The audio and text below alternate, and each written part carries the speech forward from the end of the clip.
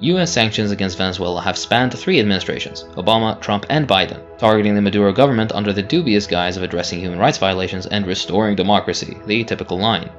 These sanctions include restrictions on Venezuela's oil sector, reactivated in 2024 after being briefly eased. General License 44, which has allowed Venezuela to trade oil internationally, was rescinded ahead of the 2024 elections, which was a significant escalation in US intervention, seemingly timed to help bolster Kamala Harris's failed presidential run.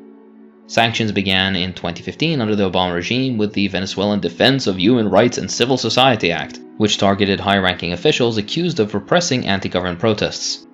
Trump's regime expanded these measures in 2017, imposing restrictions on financial transactions with the Venezuelan government and contributing to them defaulting on their debt that same year. By 2024, the Biden regime reinstated harsh oil sanctions, undermining what remained of Venezuela's struggling economy while exempting US companies like Chevron from suffering the consequences of those sanctions.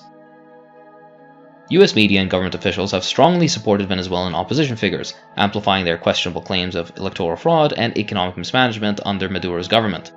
Western media coverage of Venezuela heavily favors the opposition, portraying opposition leaders like Gonzalez and Machado as symbols of hope and change, very original, with their claims taken as gospel and their programs broadcasted uncritically by the American press. This is of course after either ignoring or casting doubt on the many extensively documented US-backed coup attempts against the Venezuelan government going back over 2 decades now. Protests of dubious organization, with evidence of astroturfing, have become a persistent feature of Venezuelan politics. That's not to say some protests aren't organic, but the evidence of American involvement is overwhelming. The US has given financial and other material support to so-called civil society groups through US aid to fund hundreds of projects aimed at promoting democratic stability and bolstering opposition leaders.